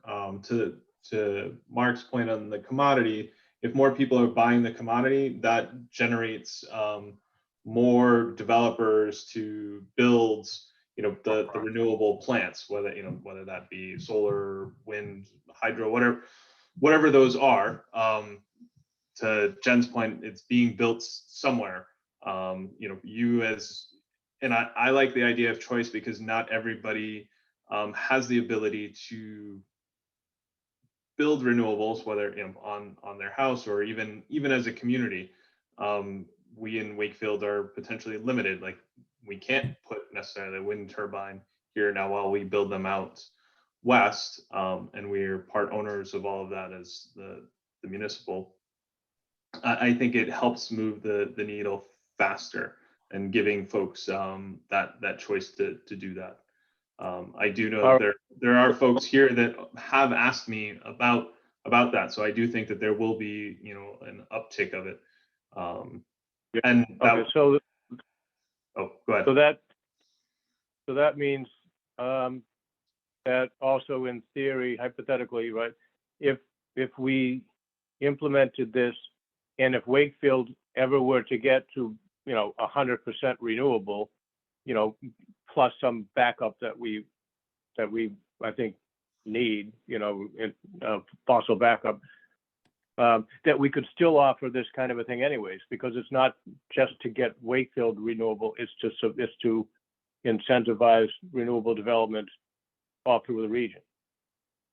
Correct, to an extent. So again, and if we were to get to 100%, then these charges would be zero, because this makes up the difference between, as Pete said, between our, you know, portfolio today, and the delta to get you to either 100% non-carbon or 100% renewable, whichever one. You know, well, okay, and that part of the calculation, I still don't really understand. Like, I mean, if we only have one customer paying 2.2 cents, that's not going to cover the delta that would get Wakefield 100% green, right? So No, but the goal isn't to get Wakefield 100% green. It's to get Jack to 100% green. So your supply would be 100% green. And if we got 100% participation, then everybody's would. But your 2 cents is only to cover, it would be based on your usage too. So if you are using 500 kilowatt hours a month, and we've already determined that 49.7% of it is already non-carbon emitting, then I'm only going to be buying slightly over 250 kilowatt kWh worth of RECs for you. okay. So this is So- a very important conversation. The opt-in versus opt-out, you know, whether we're taking a few people to 100% or everyone to 2% more than what they were yesterday is like super important. And I actually want to say that I don't know which one is faster, because it kind of depends. If we have one person participating in an opt-in and everyone participating in an opt-out model, but we're getting to a certain goal that's higher than the one person would have gotten under 100%, it could be faster actually to do to Jack, to your point, the opt-out model with a goal, right? With a set goal. It could actually do more than the opt-in model could do. Phil, you have. Well, yeah, but participants then you're raising forcing hands. everybody. Sorry. But You're I'm forcing sorry. everyone to pay, but you could decide that you're not going to take everyone to 100% next year, right? You could decide to do a smaller increment, which would be a much smaller impact. I like But having, does this go, go ahead. Go, Jack. so I was just gonna say, but does this go beyond what our job is as a light board? You know, for ensuring reasonable and reliable energy delivery here in Wakefield. Well, I think, Jack, what we're gonna be discussing a lot over the next 3 to 5 years is those next steps as we go. Well, for example, last year we were at 44 and now we're gonna be at 49. And a lot of that is driven by 2020A, the solar project, and the Hydro-Quebec deal that we did. And going forward, we will continue to have things like that we will add. The way we as a board and as the light department are gonna affect that 50% to get it to 52 or 54 are the power supply decisions that we continue to make over the next several years. So that's moving that line from 44 to 54 to 64. So we're already kind of doing that as we make our power supply decisions. What this program offers is the person that wants to be 100% right away, that additional option to go all the way to the top immediately. But we're going to be making those power supply decisions as projects and resources and things become available. You know, over the next year or two, we're going to be looking at what it will take to build Berkshire 3. And we're already looking at a couple of offshore wind projects that are in development and what kind of role we can play in those. And so additional hydro, you know, so we're already kind of looking at those, and we look, you know, that's kind of what we do with MWEC, and we can make those decisions on one side and still offer something like this for the customer. And that number, the 2.2 cents, in theory, should continue to go down as we make those other decisions.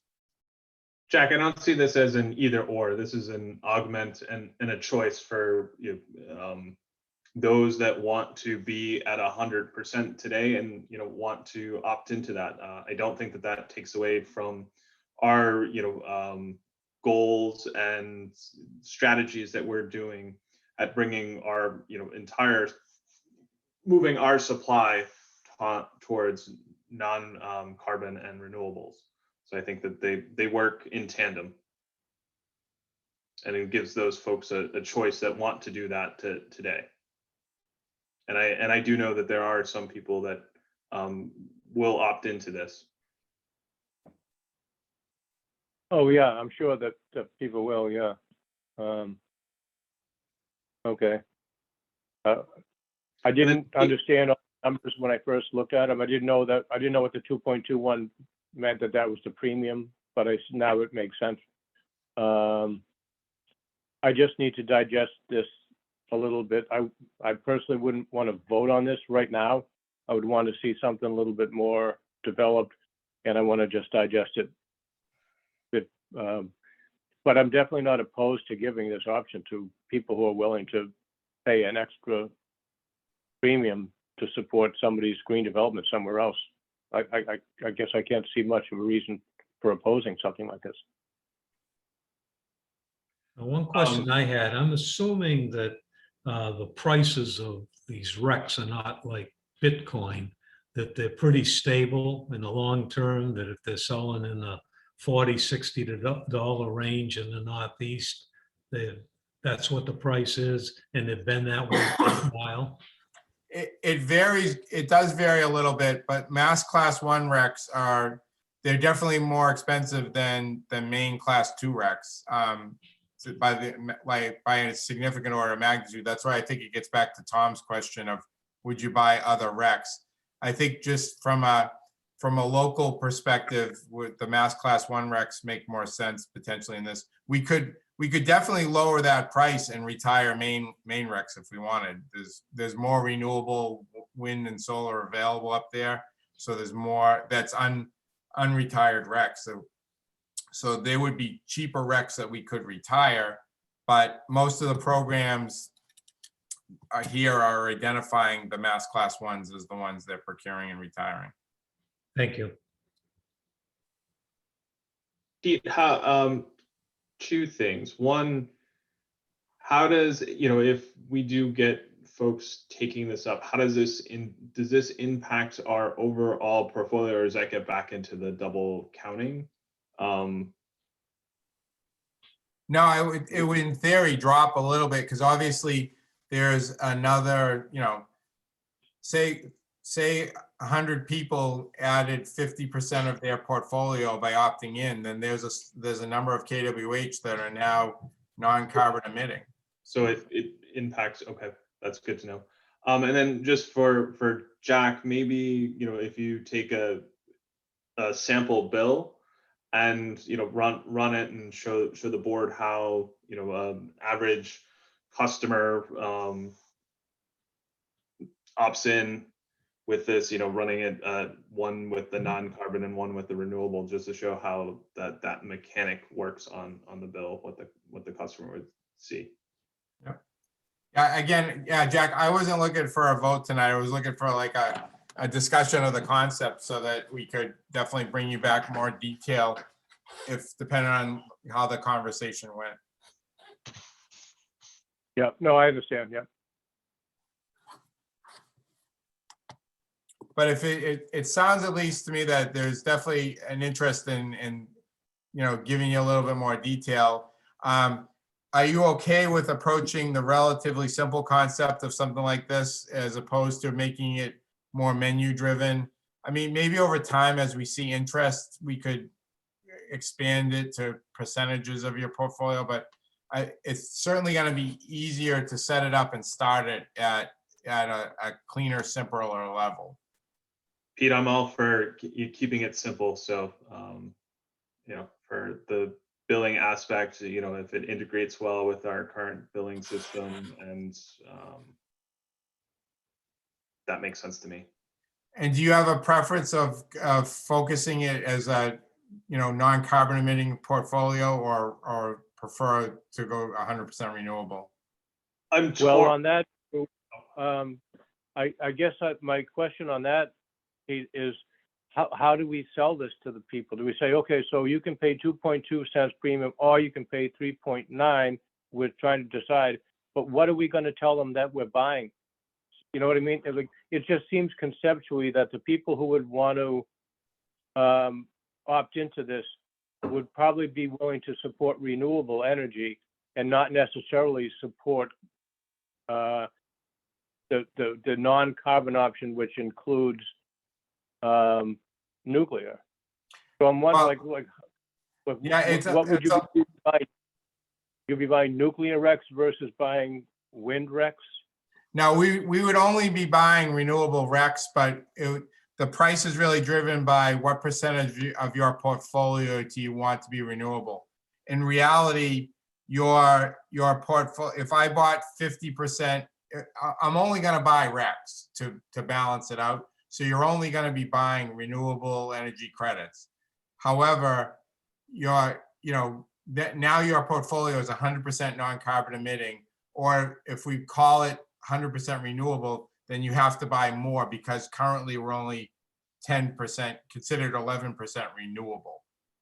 And the balance is that nuclear portion. So again, it's how we're going to market it. What you're buying, we're not going to be buying, there are no nuclear RECs. We're only going to be buying renewable energy credits.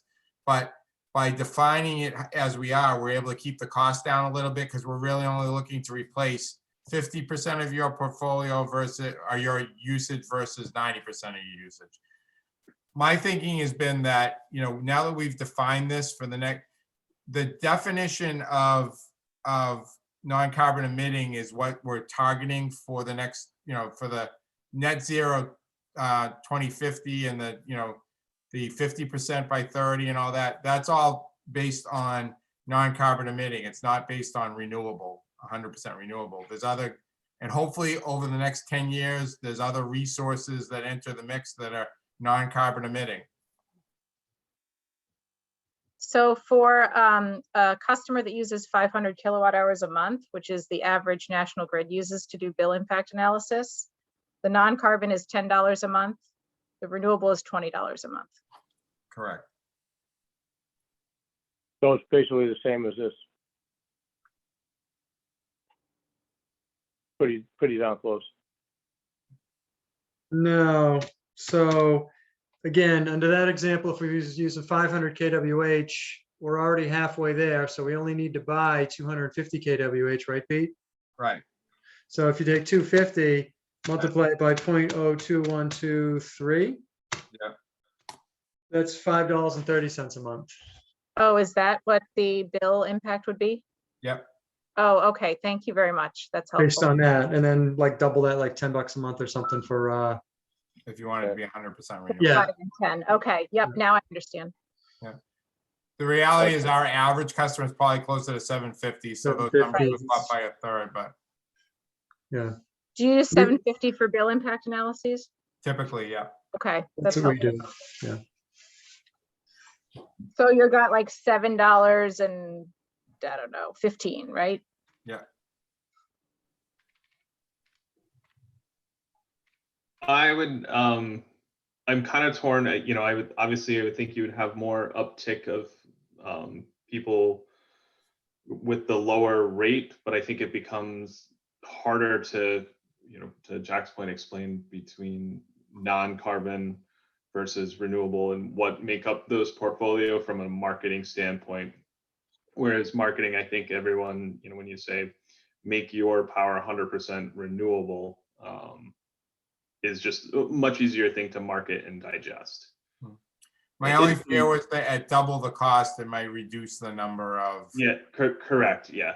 You know, so I don't know if how you balance those two things. And that was kind of where I was asking around, you know, what does it cost to set this up if there's, you know, a significant cost if nobody takes us up on it. Yeah, I think, again, setting it up in the simple way to start is relatively the minimal cost. If we make it more complicated, the cost to set it up will be higher.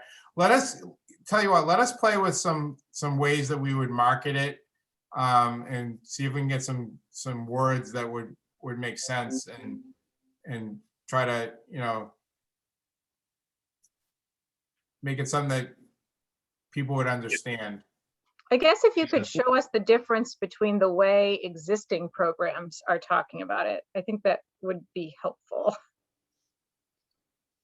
Yeah, but would you, could you market each one and bring us a sample bill for each type? So put together a marketing packet for the non-carbon and put a marketing packet for the renewable and you know, a bill example for each, you know, using 750.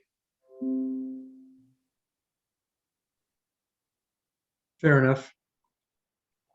And the way to market it, to me, just seems to just tell the truth. So now we've talked it all through, and now I see what the proposal is. One is you offer a premium of 2.2 cents so that the light department will buy enough RECs to supplant the fossil fuel supply in your personal supply portfolio.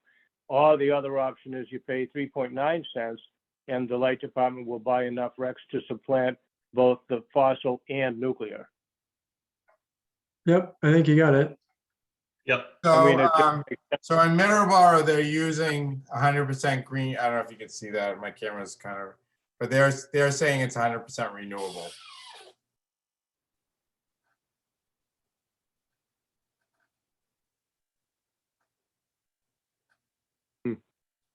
I wonder if we'd have to go back to the survey that we did a couple of years ago and see what it said about people being willing to pay extra for these options. We had all these questions in that survey. Yeah. Mhm. I believe the strongest yet was in the $1 to $5 range. So, but I I'll pull that data out. There wasn't a lot of interest in paying more, I can tell you that.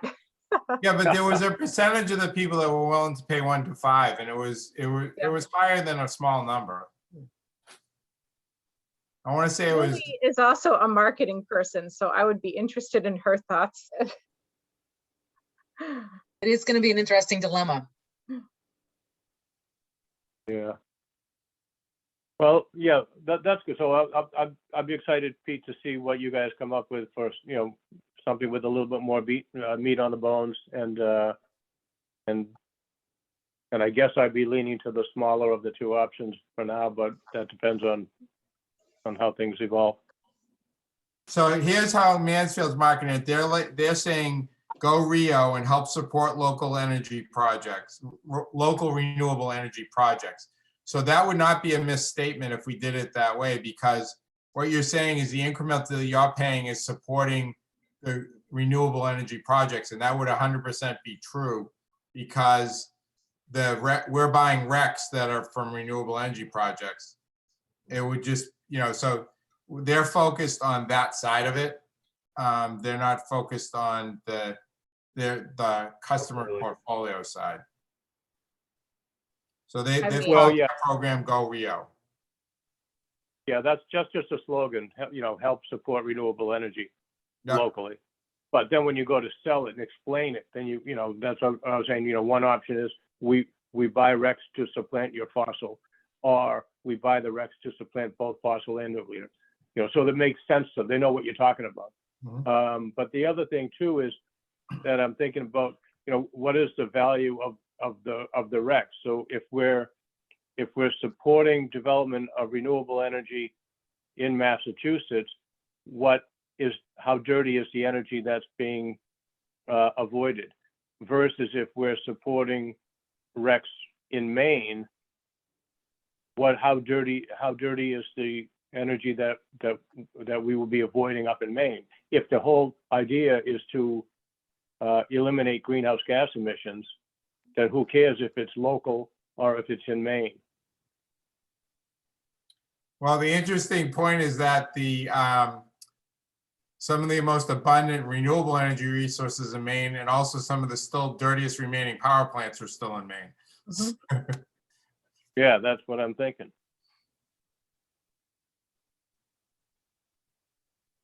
I'm thinking on return for my investment. If what I'm investing in is clean air, then I don't care if it's in India or China or Maine. Agreed. But then there's also, to my point, was the keeping it local. And I don't know how much people put value on that. If there's, put more value on, I just want to make sure that my portfolio is 100% renewable, and I don't, necessarily care that those renewables are coming from out of state, or, I have some, I place some value on that I'm supporting renewables within the state that I live in. If we were to do, Tom, my guess is that we could get the cents per kilowatt hour down if we were going to retire a cheaper REC, and we could call it 100% renewable. You think Maine probably would come in around the 2 cents if you were to Maybe even slightly lower. Yeah. I'm looking at Reading, and theirs is focused on renewables. Okay. I think you're going to have to disclose where the power is coming from. And I think it is going to matter to people, more sophisticated people. It's going to matter. I mean, you can't go buy like Hydro-Quebec or Minnesota Wind and put that in. So I just think as long as you disclose it, it's fine. Then people can make their own choice. Yeah. The one good thing about the climate bill, again, is we've talked about, is having definitions, and within New England ISO is within the definition. So it would be easier to sell buying a Maine REC or a Vermont REC than a Minnesota REC, because those RECs are within the definition of what's been established by the climate bill as well. Yeah, I would definitely, if we were going to go outside of Mass, I would say we definitely need to stay within New England.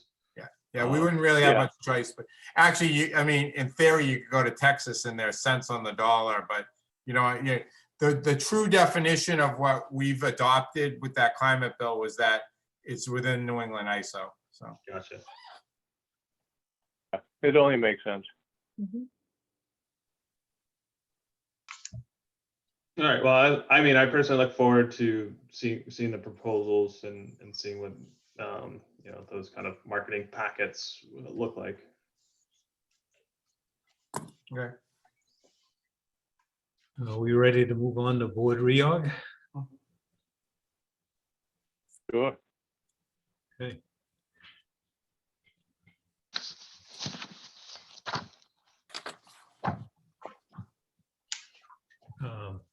Had discussions with Peter and order of succession.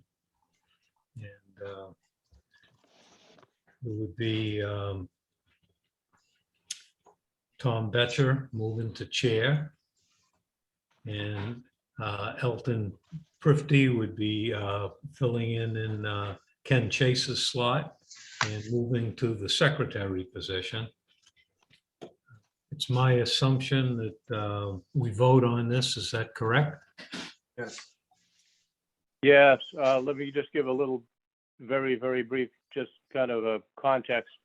So since I've been on the board, whatever, 16 years, 17 years, whatever it is, we've, as a board, we've never had a contentious vote on reorg, and we've always followed the order of succession.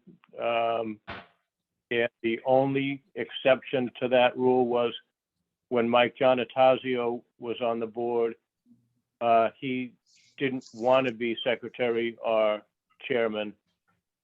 And correct me if I'm wrong, Pete, maybe he was secretary at one point, but never wanted to be chairman. So we just, you know, bumped over him at that point in the succession.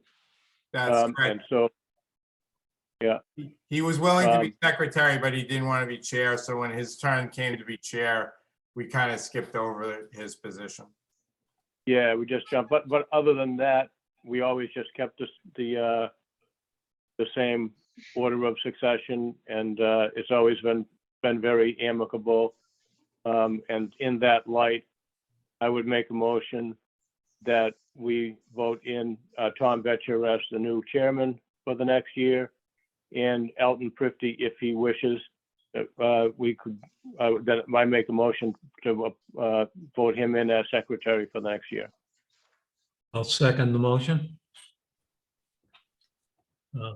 Roll call vote. Commissioner Betcher, Aye. Commissioner Coursey, aye. Commissioner Calais, Aye. Commissioner Prifty, Aye. Commissioner Warshall. Aye. The vote is 5-0 unanimous. Congratulations on your new assignments. And Phil, thank you for serving as chair for the past year. Oh, thank you. And, you know, I am not working full-time. If you need to subcommittee, you need to get in a position where you need help, please feel free to call. I'll be glad to jump in. Appreciate that. I will definitely, most likely will take you up on that. Thank you. Do we also need to, the liaison, we only just have the one liaison, right, to the Environmental Sustainability Committee? Is that something that we need to talk? I'm currently in it. I'm happy to continue unless there is anyone else that would, I'm happy to pass the torch if there's anyone that would like to take that up. We can discuss that. Well, if you're willing to stay, I'm more than happy to have you do it. All right. Yeah, same here. I concur. All right. Do we need, I'm assuming we don't need to take a vote on that. All right. I think we voted I don't- last year. We're not making a change. Oh, I don't know, maybe, is it an appointment with a defined time frame? I think we only voted because we were making a change, because I think Jen was giving up the slot, but where Tom's holding it, you could still take a vote to renominate him, but where he's not changing, you might not need to. It's up to you guys. Well, maybe we Yeah, should vote to be official.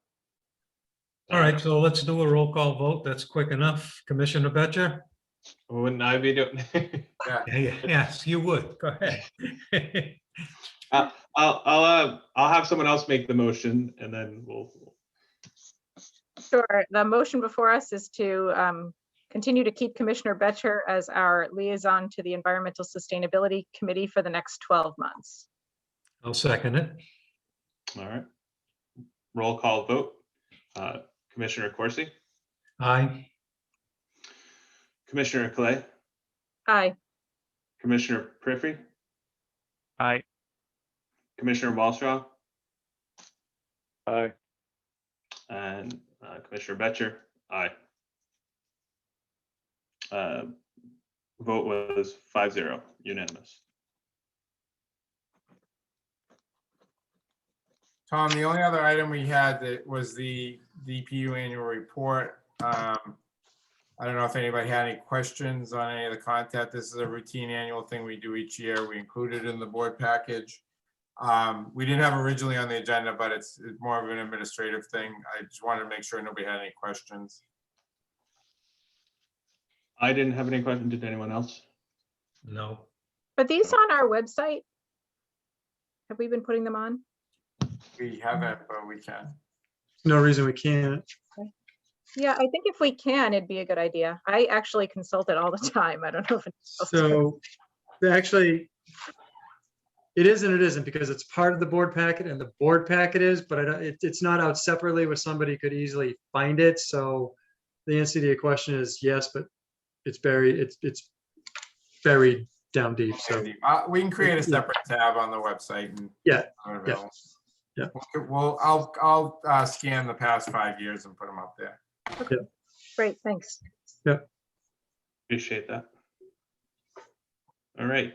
So if you guys could get, yeah, I gave everybody an envelope, and in that envelope, if you could, there's 2 contract documents that we need, and the signature page for the DPU report. So 3 signatures, if you could just put that in the envelope, yeah, and slide it in one of the boxes, the box out front or something. Mark, just on the second page, this one here, are we putting are we just signing one column? Oh, on the contract, on the contract pages. I just signed one. Yeah. Just sign one. We're gonna attach them all together to the letter. Yeah. Because it's a COVID year. Yeah. And there's 2 pages to sign, so there's Yeah, total there's of one for the employee association and one for the supervisory supervisors. association. Yep. 3 pages to sign, everyone. Mark, do you need to change that? Because I don't think I see my name in there. It has Ken Chase's name. Oh, it does? The annual report, I think we have to, because it's for last year, so we had to keep Ken's. It'll just go unsigned unless we get Ken to Okay. sign it. But Yeah, that's fine. yeah, because it's for the year 2020. So I think I see my name on the annual report, but not on the Not on the pages for the contract. Oh, on the, okay, the contract he's talking about. Yeah, the contract, because we voted it last meeting, you don't have, you're welcome to sign it, Okay. but you don't have to. Okay, that's fine.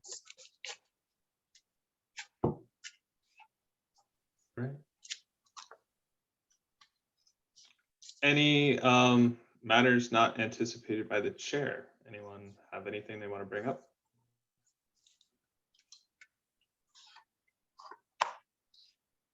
All right. Then anyone a motion to adjourn? I'll make a motion to adjourn at 8:33 PM. Second. Second. All right. Roll call vote. Commissioner Corsi, Aye.